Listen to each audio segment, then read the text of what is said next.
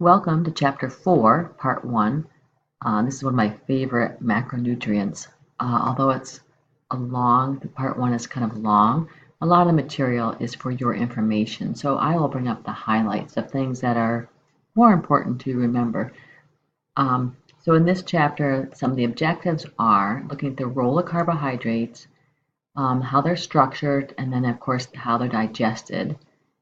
The alternatives to alternative sweeteners like equal, saccharin, sugar itself, and how much of that, and what's the difference between different types of sugar.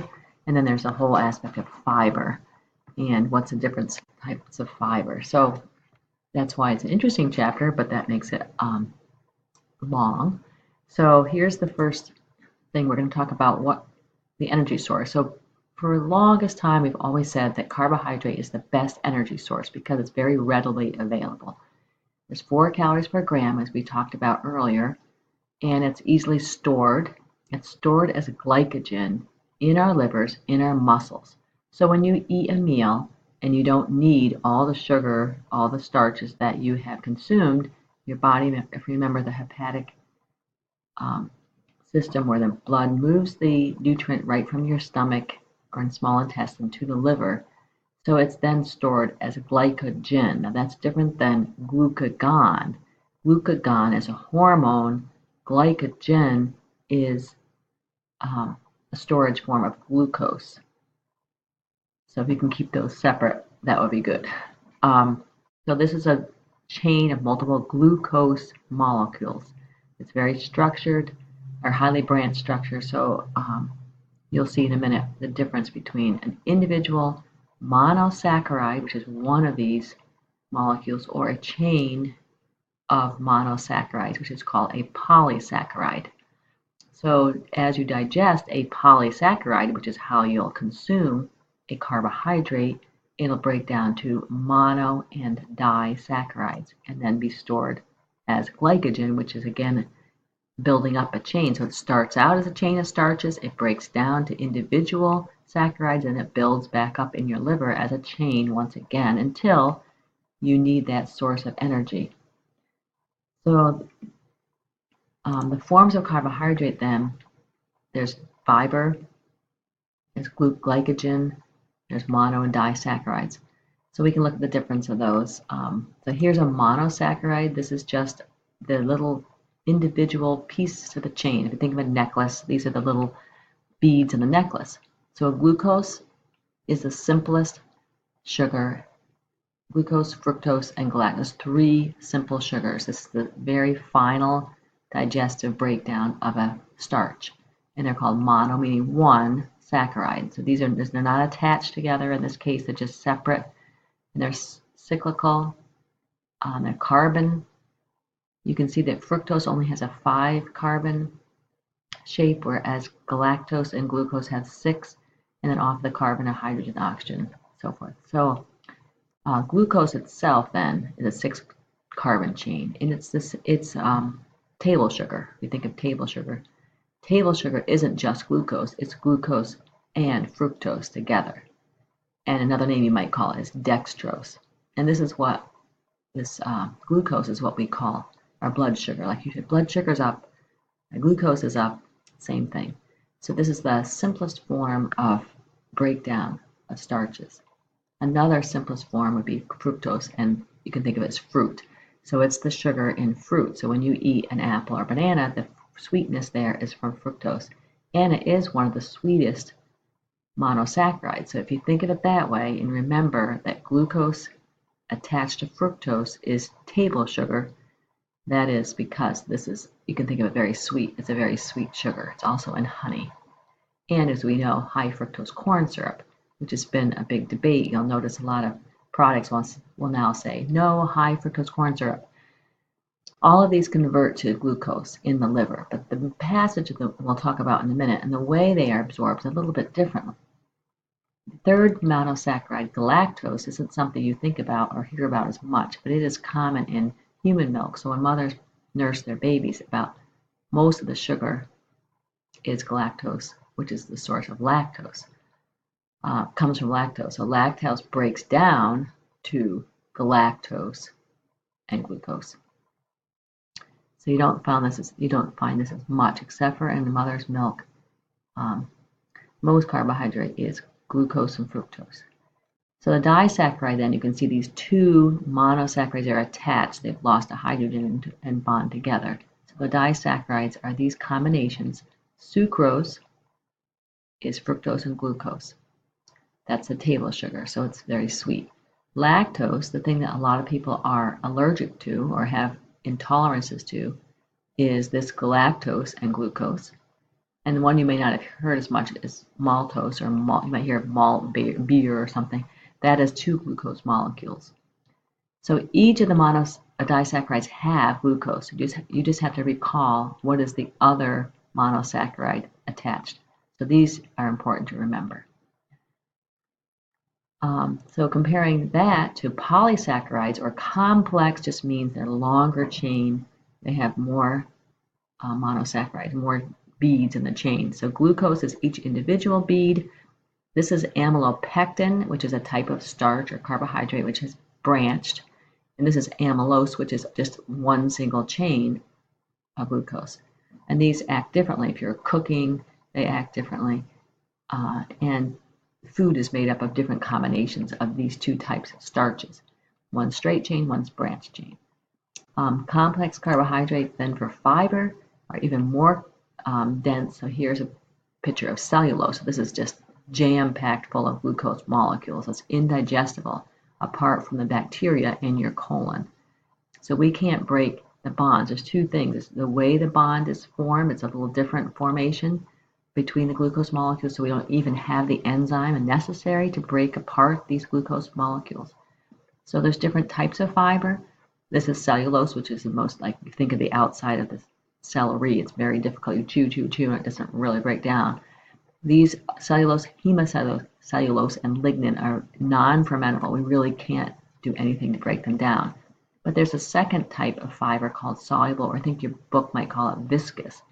You can think of viscous. This is, if you think of oatmeal, or even if you make a pot of pasta and let it sit and cool off, it turns into a gel. The liquid part becomes gelatinized.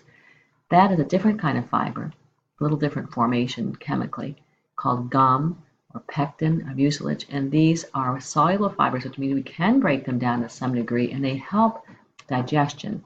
They help move things through your digestive system. They slow it down so you don't get a real surge of blood sugar. So that's why it's always better to eat an apple as opposed to drinking apple juice, because you're not getting these pectins if you drink the juice.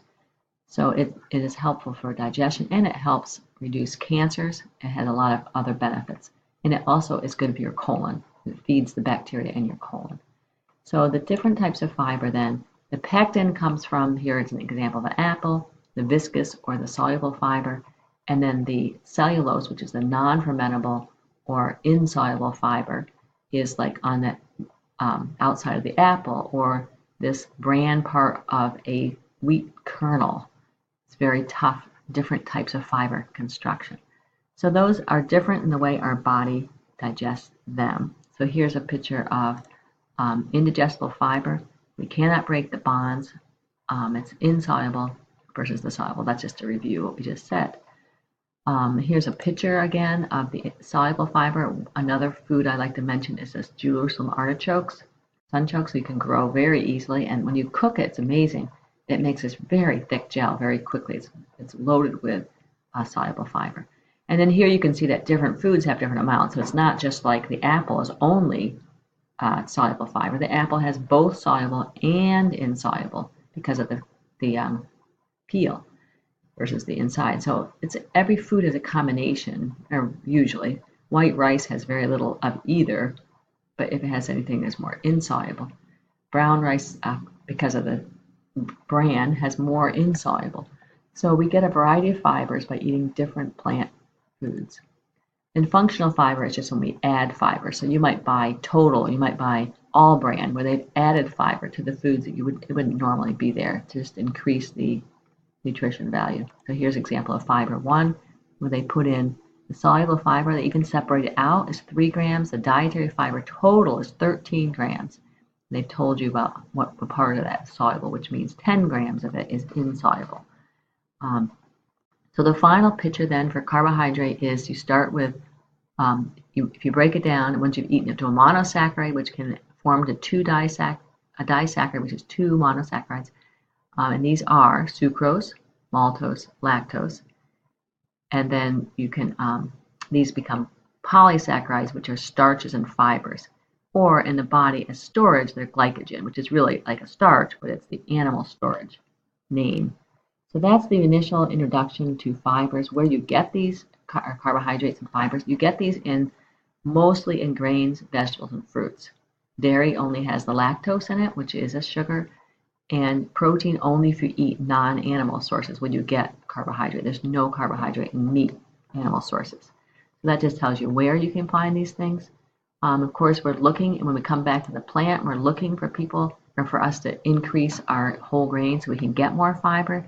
We're suggesting that most of us don't get the fiber we need. So we're looking at labels here, and we're making sure that we have the right kind of flour. This said it has wheat flour in it, but it doesn't say it's whole wheat flour. So basically, you're probably not getting fiber in that product. You can look for the stamp, this label stamp, which tells like how many grams of fiber are in that food. Or you can just read the ingredient label like this. You can see the whole grain wheat. That's an example of a high fiber. Corn bran, that means you're getting insoluble fiber. Starch is just starch. It's not going to have fiber. Gums are probably not going to have fiber. They are, cellulose gum might have because it says cellulose gum. But these are examples of lots of different ingredients that can have carbohydrate in them. When you're looking at flours, you don't want to just say, oh, it has flour. That doesn't mean anything. Even stone grain flour doesn't mean anything because anything can be stone grain or ground. The only really best sources are whole grain flour or whole wheat flour. Those are the only guarantees that they have the fiber in it as well. So then just looking ahead, you can get obviously fiber in vegetables and fruits, which is why we try to suggest you eat the whole fruit.